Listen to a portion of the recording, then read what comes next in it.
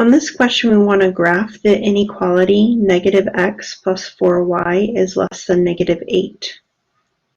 This is an inequality with two variables, so we're going to graph it with two dimensions on this coordinate plane. Now there are two steps that we go through when we're graphing an inequality like this. We want to start by graphing the boundary. And the boundary is negative x plus 4y equals negative 8. And you can see that I've just changed this less than symbol to an equal to. Now we're going to graph this boundary with a dashed line. And the reason why we're going to graph it with a dashed line is based on the inequality symbol. Our boundary has an equal to, and our inequality does not have an equal to. So that means that our boundary is not part of our solution. The dashed line indicates that the line is not part of the solution. So we want to draw this line, negative x plus 4y equals negative 8. It is a linear equation, and we have explored many different ways to graph a linear equation. You can graph it by plotting points, by using slope-intercept form, or you can use the intercepts. Whatever your preference, you can proceed with that way. I'm going to try it with the intercepts for this example. I'm going to find the x-intercept by letting y equal 0. That would be negative x plus 4 times 0 equals negative 8.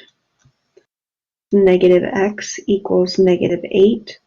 I'll divide by negative 1 and get x equals 8. So we have an x-intercept of 8, 0. Then we'll find the y-intercept by letting x equal 0. Substituting that 0 in for x gives negative 0 plus 4y equals negative 8. That simplifies to 4y equals negative 8.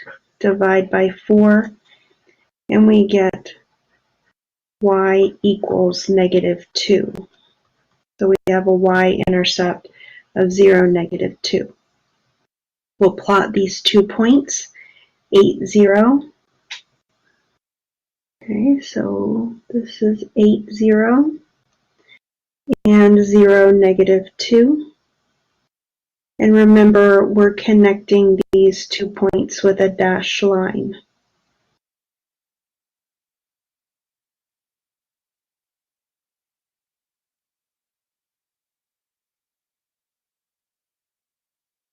Okay, so now we've drawn the boundary line. Once we've drawn the boundary line, we're going to shade one of the sides. And we need to decide which of those sides, and we're going to decide using a test point. When you choose your test point, you need to make sure you choose a test point that's not on the line. Most people like to choose 0, 0 for the test point. Remember, you can't choose it if it's on the line. For this example, 0, 0 is not on the line, so we can use that as our test point. You're going to plug that test point into the inequality to decide whether that point is part of the solution or not part of the solution. So negative 0 plus 4 times 0 is less than negative 8. That simplifies to be 0 is less than negative 8. This is false because 0 is not less than negative 8. So our test point, which is above our line, is not part of the solution, and that also tells me that that whole side, everything above the line, is not part of the solution. The other part of the line is. So we're going to shade under. We want to shade the true side. Above the line was false, below the line will be true. So we've graphed this inequality, and the graph indicates that the shaded region are all ordered pairs that make the inequality true. And because I've graphed that boundary line dashed, it indicates that the points that are on the boundary line don't make the inequality true.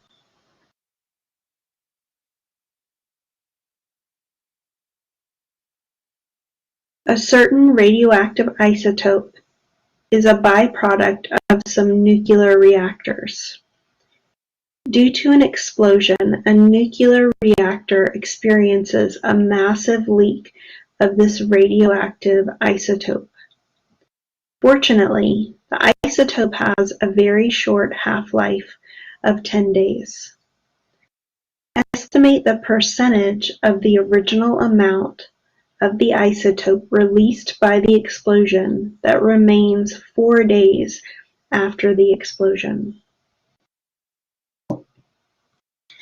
So in this example, we are given the half-life of this radioactive isotope. It has a half-life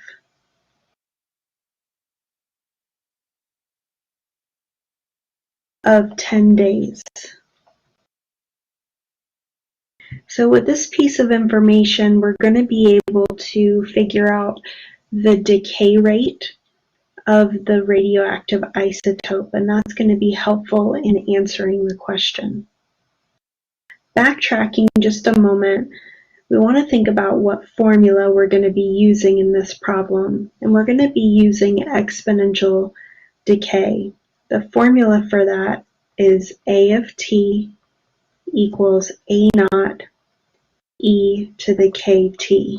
In case you don't know what these variables stand for, A naught is the initial amount, K is our decay rate, T is time, and A is the amount after time.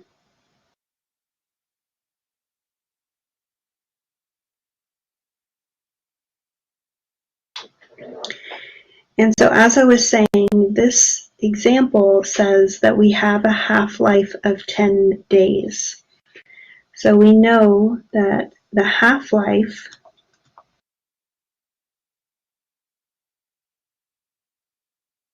of 10 days tells us that for a time of 10 days, the amount that we end up with will be half of what we started with.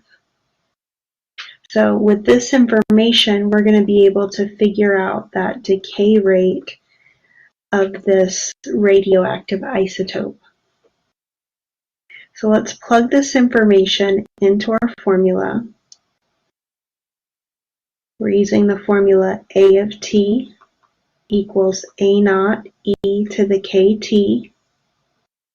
We're going to have half of the amount that we started with in a time period of 10 days. Now we'll solve for k. We're going to divide by A naught on both sides. This gives 1/2 equals e to the 10k. We're going to do the natural log on both sides to solve the exponential equation. That gives natural log of 1/2 equals natural log e to the 10k. Natural log and e are inverse operations. They cancel each other out. And we get 10k equals natural log of 1/2. We're going to divide by 10, and we get k equals natural log of 1/2 over 10. That's our decay rate. So now that we know the decay rate, we can answer this portion of the question. estimate the percentage of the original amount of the isotope released by the explosion that remains 4 days after the explosion. So we're going to use our formula again. A of t equals A naught e to the kt. And remember, we know the value of k, the decay rate. We're going to use a time period of 4 days. And that means that we're going to be able to calculate this portion of our formula. And this portion of our formula will tell us the percentage of the original amount. So let's substitute into our formula. A of 4 is A naught e to the natural log of 1/2 over 10 times 4. I'm going to put this in the calculator as e to the 4 times natural log of 1/2 over 10. I just moved this 4 in front because it's a little bit easier to type in the calculator. So let me bring my calculator up. Okay, here it is. And I'm typing this portion right here. That is e to the 4 times natural log of 1/2 over 10. And we get 0.7578. I'm going to round to that decimal place right there. So it's going to be 0.7579.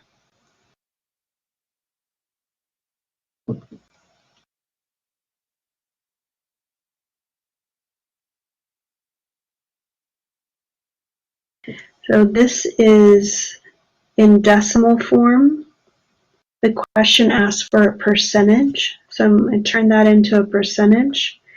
And that will be 75.79%. So after 4 days, 75.79% of the original amount will be remaining.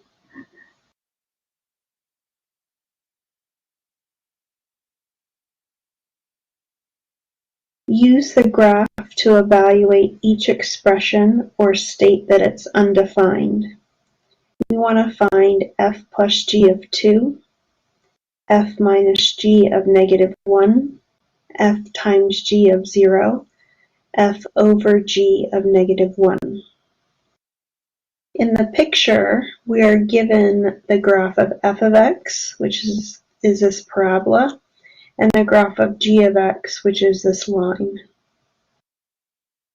So we want to evaluate f plus g of 2. So what that means is that we want to find f of 2, we want to find g of 2, and add those two together. So let's find f of 2. The 2 is the x value in both of these, and the f of 2 is the y value. So what we're looking for in our graph is a y value when x is 2. So here we have an x value of 2, and if I draw a vertical line,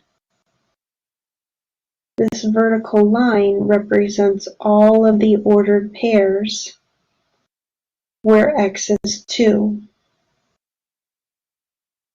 Now right here, we have an intersection point with that vertical line in the graph. So that's an ordered pair that has an x of 2. and I'm looking at the y-coordinate and it's 1. And that's on the graph of G. So I know that G of 2 is 1. And then I have an intersection point right here. That ordered pair is 2, and I'm looking at the y value, that's 4. And that's on the graph of f. So I know that f of 2 is 4.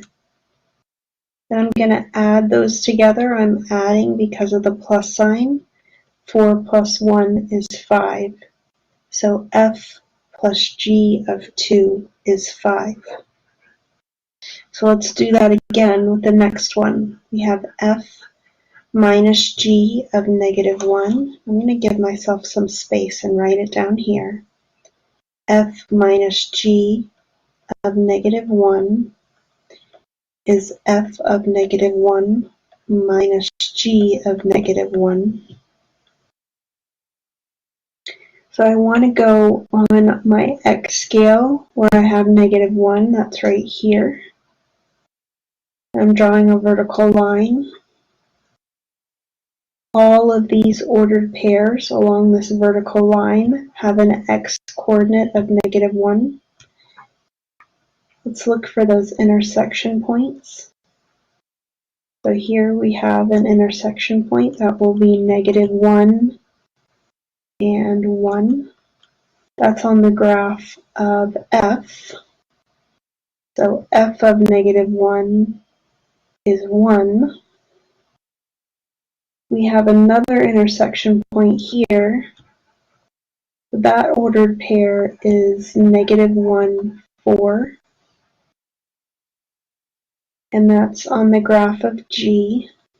So G of negative 1 is 4. 1 minus 4 is negative 3. F minus G of negative 1 is negative 3. Okay, so let's do the next one. F times G of 0. That's F of 0 times G of 0. So having an x value of 0 is right on top of the y-axis. We're looking for those intersection points. Here we have an intersection point that is 0, 0. And that's on the graph of f. F of 0 is 0. We have another intersection point right here. That's 0, 3.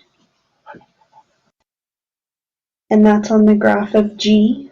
G of 0 is 3. 0 times 3 is 0. So f times g of 0 is 0.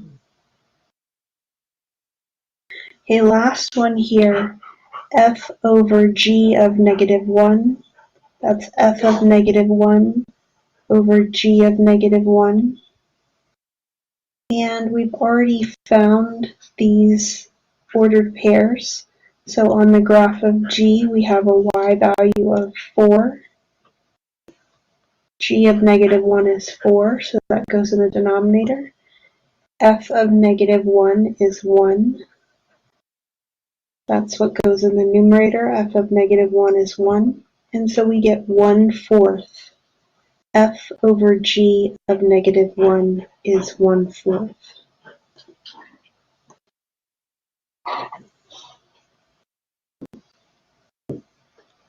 Determine the real solutions to the system of nonlinear equations. This system has two equations, x squared plus y squared equals 1, and x squared plus y plus 2 squared equals 9.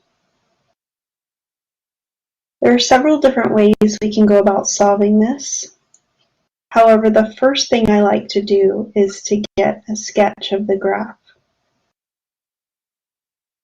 Both of these equations are equations of circles.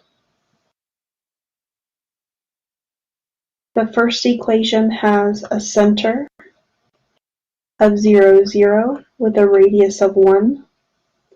And the second equation has a center of 0, negative 2 with a radius of 3.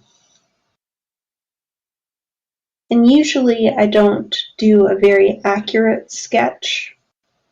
I just do a sketch to figure out how many solutions I might have.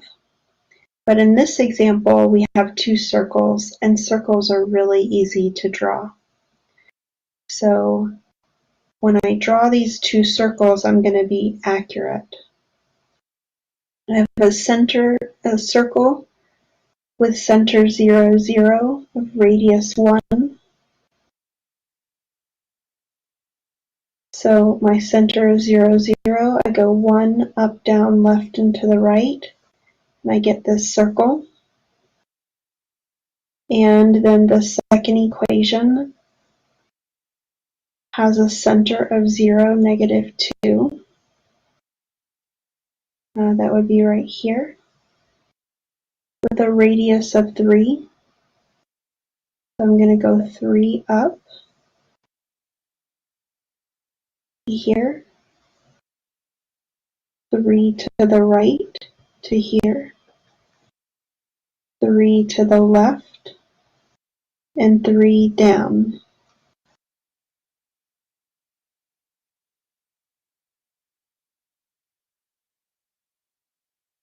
And then I'm going to look for intersection points between the two. And I can see that this point right here is on the smaller circle and the larger circle, and that's the point 0, 1. That's going to be our solution to the system.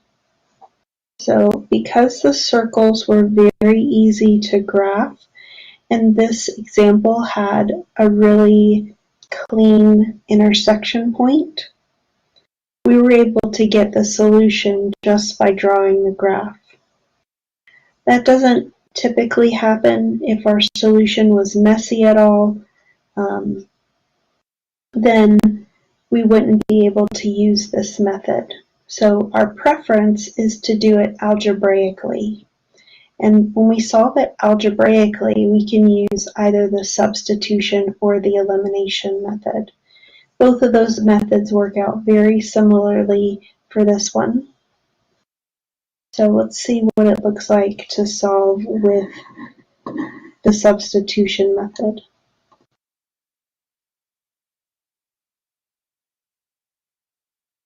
So with the substitution method, I'm going to solve for x squared, and I'm going to substitute into x squared.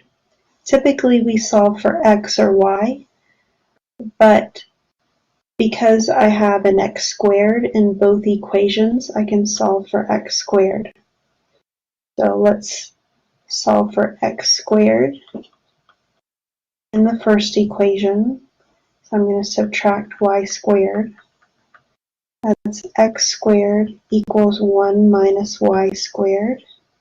And we're going to substitute that into the other equation.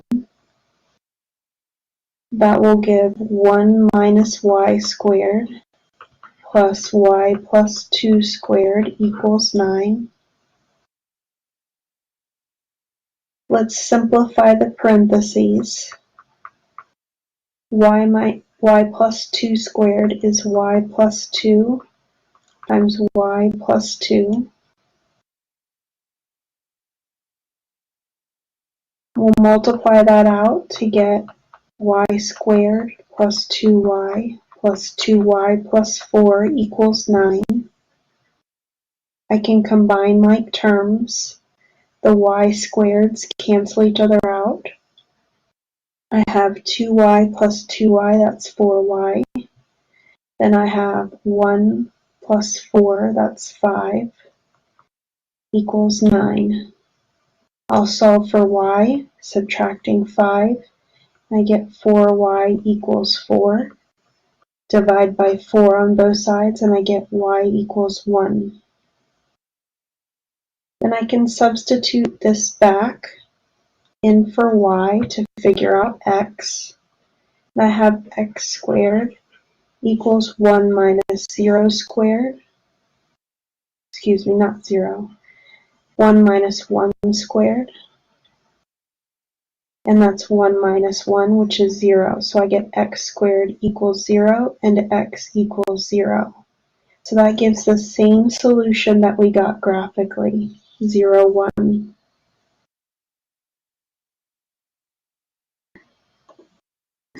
Okay, so let's do this one more time, this time with the elimination method.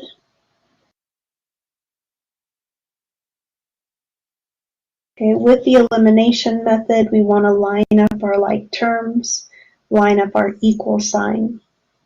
We do have our x squareds lined up, our equal sign, and our constants lined up. And I'm looking for like terms. X squared is a like term in both equations. I need for those like terms to have the same coefficient with the opposite sign. So I'm going to multiply a negative 1 times the first equation, and that will give me negative x squared minus y squared equals negative 1. And then I'll have exactly what I was looking for, same coefficient with opposite signs.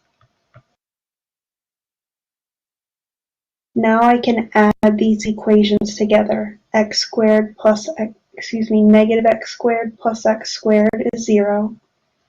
And I have y plus 2 squared minus y squared equals 8. I'm going to multiply.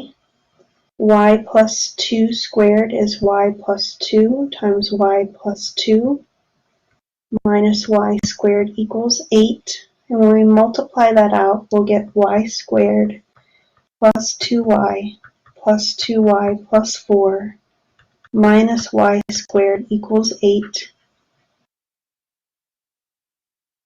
I can combine like terms. Y squared minus y squared cancels out. 2y plus 2y is 4y. Carry down the plus 4 equals 8. I'm going to subtract 4. I have 4y equals 4. Divide both sides by 4 and I get y equals 1. We're going to substitute that 1 back up into either equation. I've got x squared plus 1 plus 2 squared equals 9. X squared plus 3 squared equals 9. X squared plus 9 equals 9. Subtract 9 and x squared equals 0 and x equals 0. So once again we have the solution, the same solution with the other methods, 0, 1.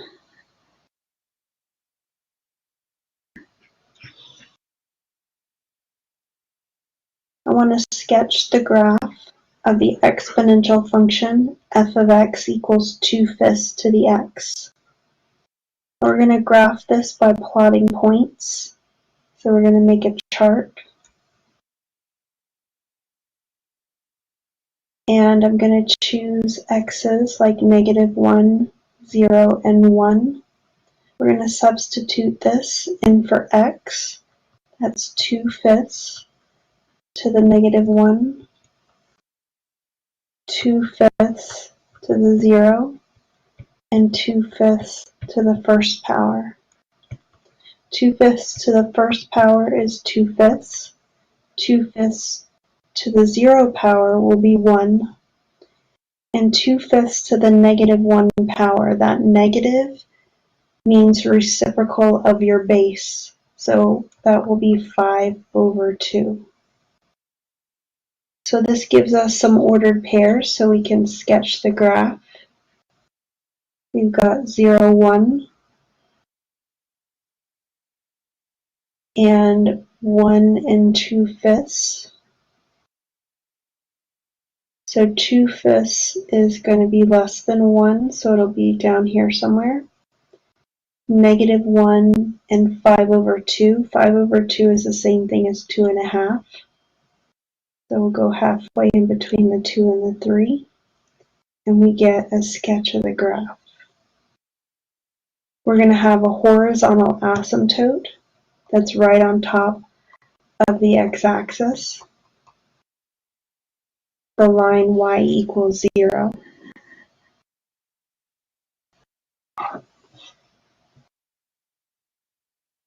Use the change of base formula and a calculator to approximate the following logarithmic expression. Log base 1/5 of 66.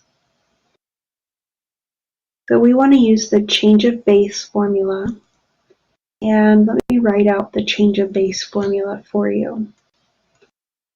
The change of base formula gives log base b of, let's say, m. So this is any logarithmic expression. And it's called the change of base formula because you want to change it to a different base. So you can choose which base you want to go to, as long as it's a valid base.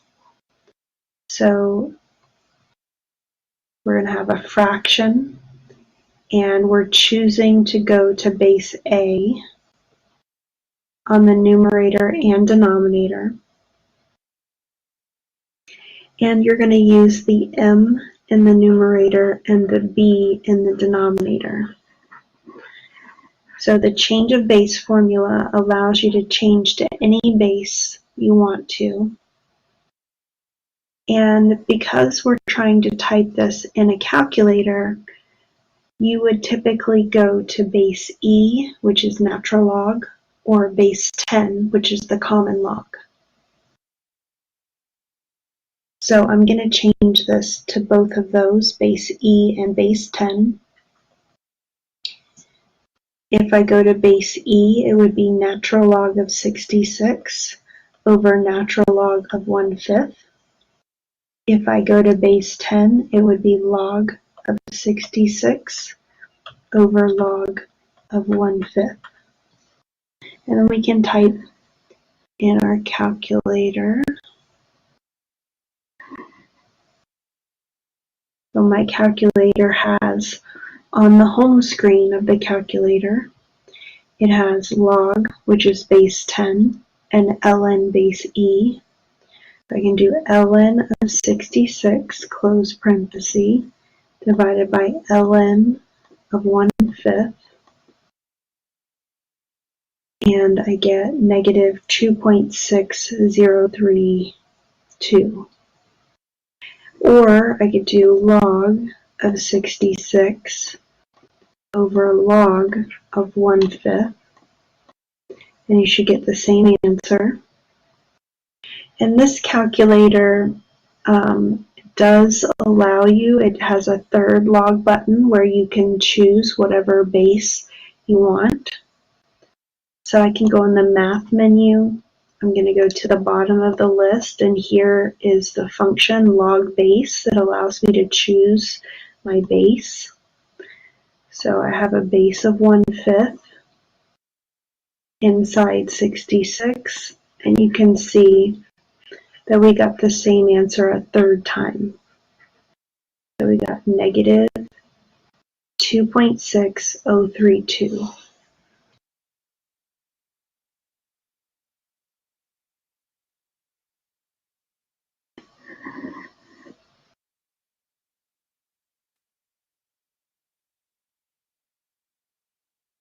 A certain radioactive isotope has leaked into a small stream. 300 days after the leak, 13% of the original amount of the substance remains. Determine the half-life of this radioactive isotope. So on this example, we're going to use the information at the beginning here. 300 days, there's 13% remaining. We're going to use that information to figure out K, the decay rate.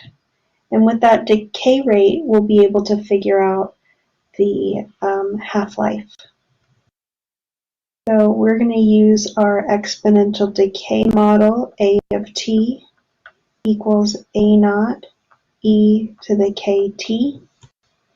We know that at a time of 300 days, 13% of the original amount remains. 13% remains.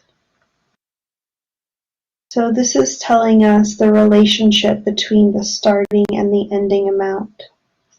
We have A being 13% of A naught. So we'll use that to solve for K. So using our formula, A of t equals A naught e to the kt, I'm going to substitute in 13% of the original amount and e to the k times 300. I'm going to divide both sides by A naught, and that's 0.13 equals e to the 300k. I'm going to solve this exponential equation for k. Do natural log on the left, natural log on the right. Natural log and e cancel each other out because they're inverses, and I get 300k on the right. We're going to divide both sides by 300, and we get k is equal to natural log of 0.13 over 300. So we're going to be able to use that information to figure out the half-life.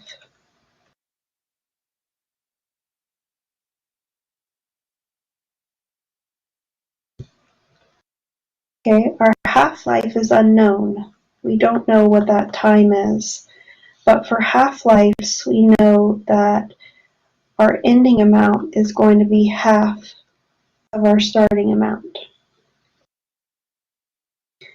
So we're going to go back to our formula.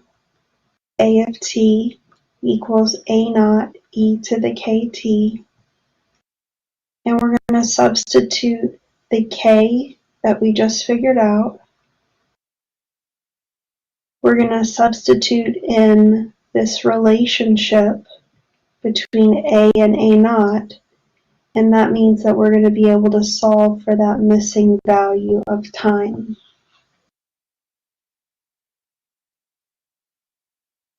So we're going to have half of what we started with. Our k is natural log of 0.13, 0.13 over 300. We've got our t up there. We're going to divide both sides by A naught. It cancels out from both sides, so we have 1/2 equals e to the natural log of 0.13 over 300 t. I'm going to take the natural log of both sides.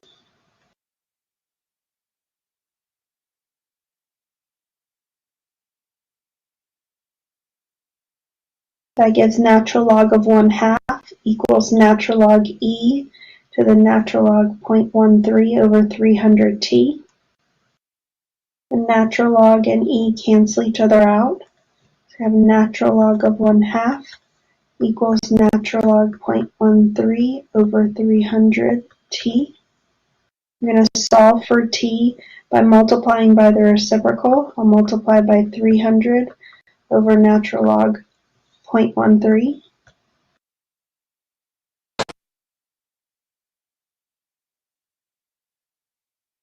And we get our value of time. T is equal to 300 natural log of 1/2 over natural log 0.13. Well, let's type that in our calculator.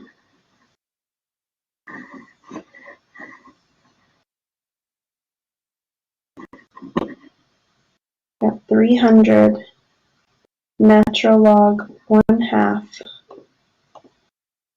over natural log 0.13. We get 101.9. It says to round to the nearest whole number in the directions, so we're going to round to 102. So this radioactive isotope, I think it is. Let me reread the question. This radioactive isotope has a half-life of 102 days. 102 days. Determine the real solutions to the system of nonlinear equations. We have x squared plus y squared equals 36, and y squared minus 5x equals 36. I like to get a simple sketch when I have nonlinear systems like this. The first equation is a circle, and the second equation is quadratic. It's not one of the quadratics that we typically look at in this class. In this class we have ones that face up and down, but this one, because the squared is on the y, is going to face either left or right. So it is a parabola, but it's facing left or right. And I believe it's facing to the right. So if we have a circle and a parabola, we could have 4 intersection points, but we could have 3 intersection points,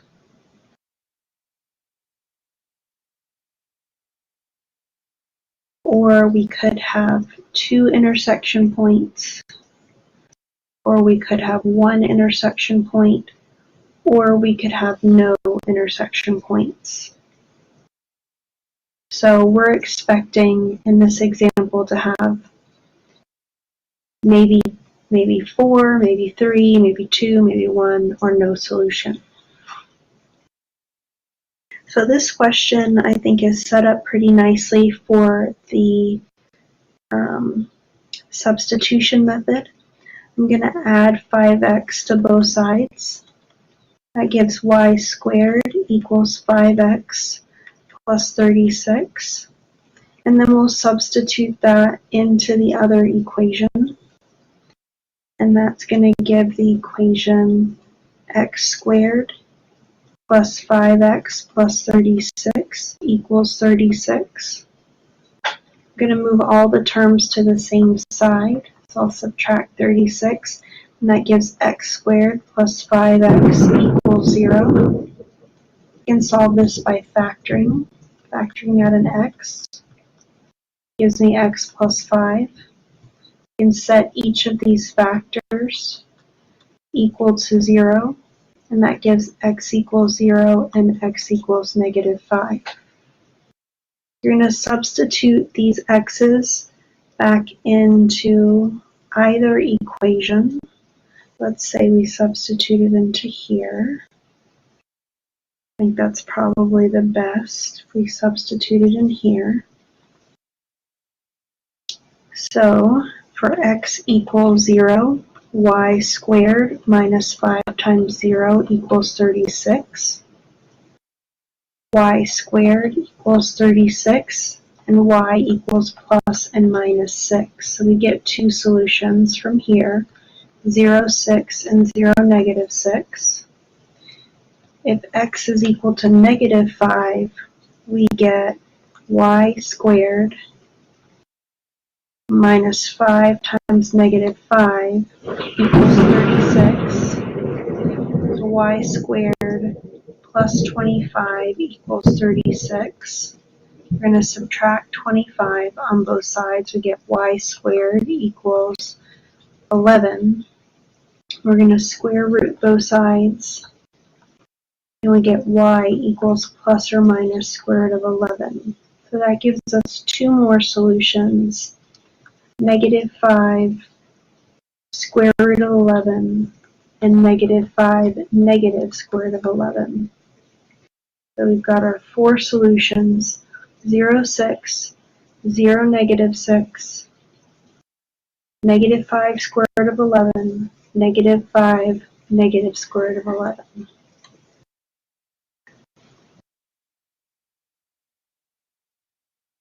The diagonal of a TV set is 52 inches long.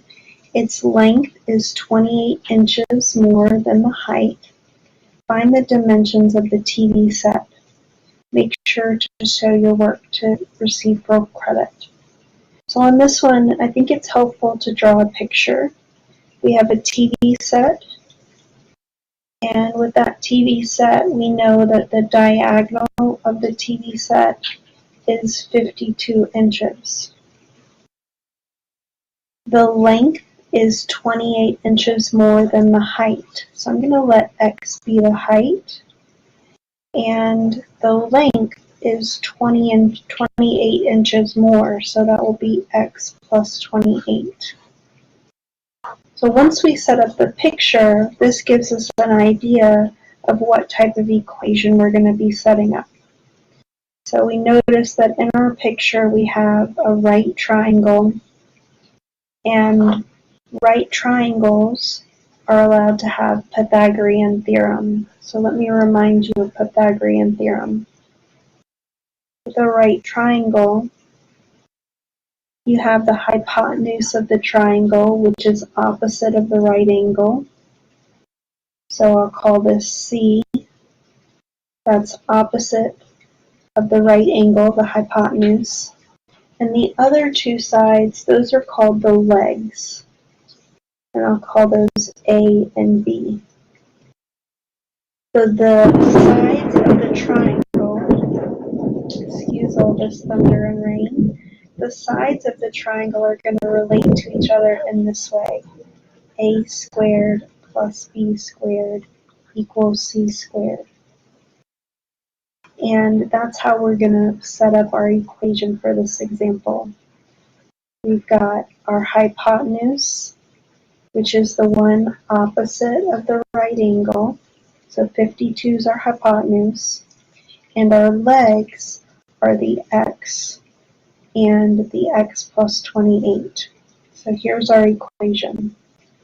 X squared plus x plus 28 squared equals 52 squared.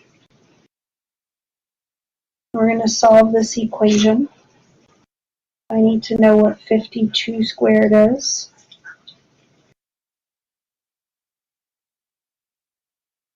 And that is 2,704. And let's multiply out x plus 28 times x plus 28. That will give x squared plus 28x plus 28x. And 28 times 28 is 784. Let me double check that. Okay. Combine like terms, x squared plus x squared is 2x squared. 28 plus 28 is 56. We have 56x plus 784 equals 2704. Now we have a quadratic equation. I'm going to try to solve this by factoring, but I've got to move all the terms to the same side first. So 27, subtract 2704 from both sides. Okay, 2704 minus 784 gives negative 1920. We have 2x squared plus 56x minus 1920. To solve this by factoring, I'm going to start by factoring out the greatest common factor of 2. That gives x squared plus 28x minus 960 equals 0. And 960 is a really big number. It's got factors I'm not familiar with, so let's try writing them down. 960, 1 times 960, 2 times 480, okay, 3 times 320,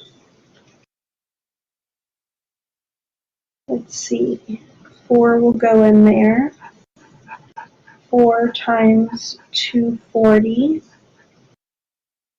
5 will go in there, 5 times 192, let's try 6, okay, 6 times 160, I don't think 7 works, but I'll double check it anyway. Nope.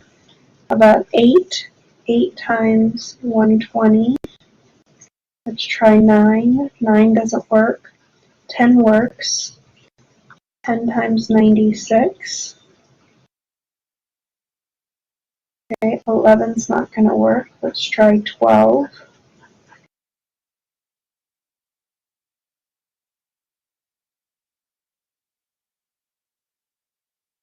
Times 80. And 13 is not going to work. 14 is not going to work because 7 didn't work. 15, okay, 15 times 64. And just so you know where I'm trying to get to, I'm trying to find a pair whose difference is 28. I'm getting closer, still not quite there. So let's try 16. 16 times 60. Okay. 17 will not work. 18 doesn't work. 19 doesn't work. Okay, 20 and 48. Here we go. 20 and 48 is exactly what I've been looking for, because if I subtract them, I'm going to get 28. I've got 2. X times x is x squared. We're going to use 20 and 48. Plus on the 48, the minus on the 20. We're going to set each factor equal to 0. X minus 20 equals 0. X plus 48 equals 0. That gives x equals 20 and x equals negative 48. Now we need to make sure we address this problem. Remember that we let x represent the height of our television set. It doesn't make sense for us to have a negative height, so we're going to throw out that negative 48. So we have the height of our television set being 20 inches. And the length of our television set is going to be x plus 28. 20 plus 28 is 48. So we have a television set that is 20 inches by 48 inches.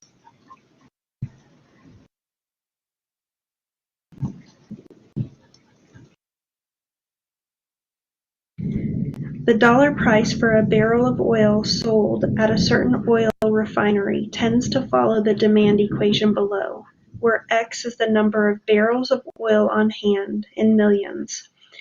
How much should be charged for a barrel of oil if there are 6 million barrels on hand? What quantity X will maximize the revenue? What price should be charged in order to maximize the revenue? We're given this demand equation, P equals 1/4 X plus 200. This P stands for price, and the X is the quantity. We're going to use this to answer part A. How much should be charged for a barrel of oil if there are 6 million barrels on hand? So we're going to have negative 1/4 x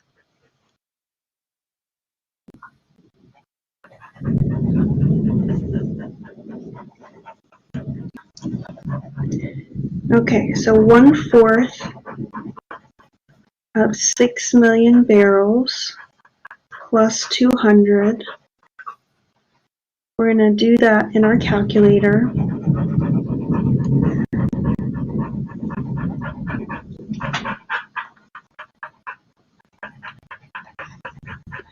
So it's going to be negative 0.25, that's the same thing as 1/4,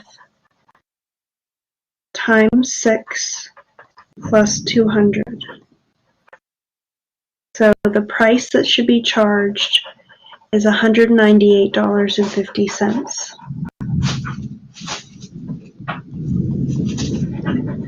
Now the second part is a little bit more challenging. It says what quantity X will maximize the revenue. This keyword maximize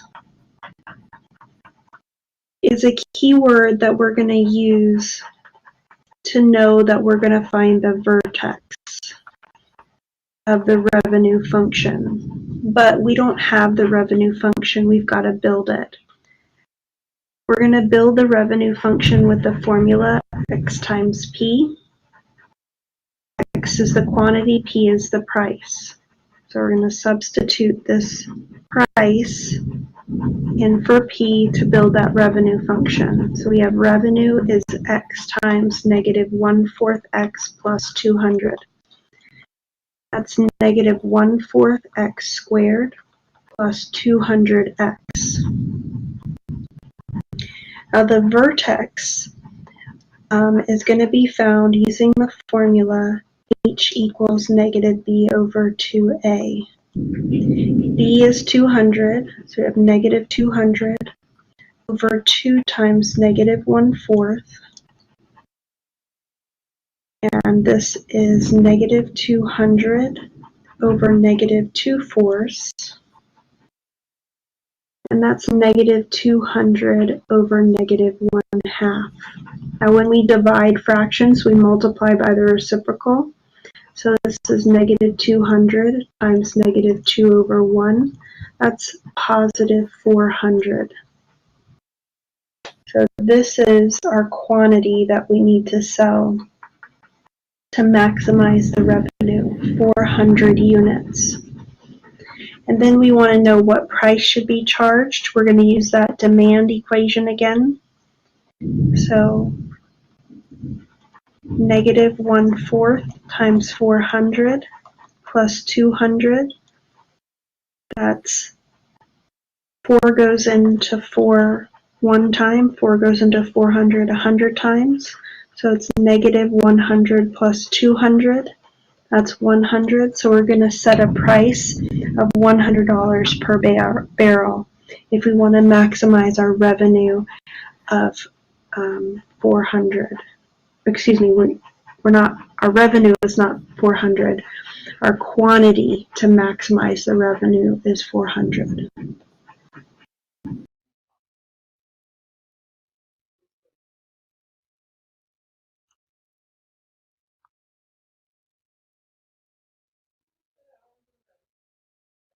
Thank you for checking out my videos. Have a great day.